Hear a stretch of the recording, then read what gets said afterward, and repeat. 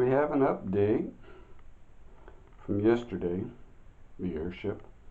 I've got a new stand for it to sit upon, and I have widened it by 3 inches.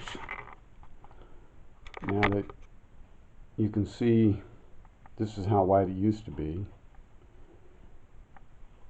and it just looked kind of funky, just too streamlined, too high. Its perspective or its shape was not exactly right, and widening it 3 inches makes it seem huge now, but perhaps I could have gone 2 inches wider and it would have been okay, but its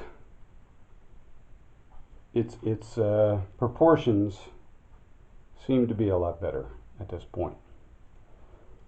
I'm not going to cut it down, that's for sure. Now I've got to work on the upper decks as well as the masts. I'm not sure still whether I want to go with a Chinese or Japanese style, but it's worked out pretty good. Still have the magnetic side panels. There we go. That's the Fire Pro W5100 4 gigabyte DDR4, or excuse me, 5 DDR5. It's more of a work type of graphics card, but I don't know. We might be able to do something with it. Might be able to game, I'm sure, entry-level gaming at least. And I don't know if I showed the fantail section of this monstrosity, this airship. But side panel on the other side is set up the same way, removable. So just to be able to get you up to where we're at this point.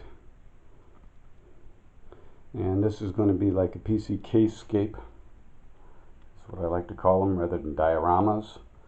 We're going to have a separate area over here that's going to have like a hotel on top of it, and yeah, I don't know, we're just gonna have to wait and see, I guess. But the power supply is going to be in a separate section. Cables are going to run over to it, and to hide the cables, might have to hide it in the base or make it look like plumbing coming over to the ship, that kind of thing. But we'll see how it works out.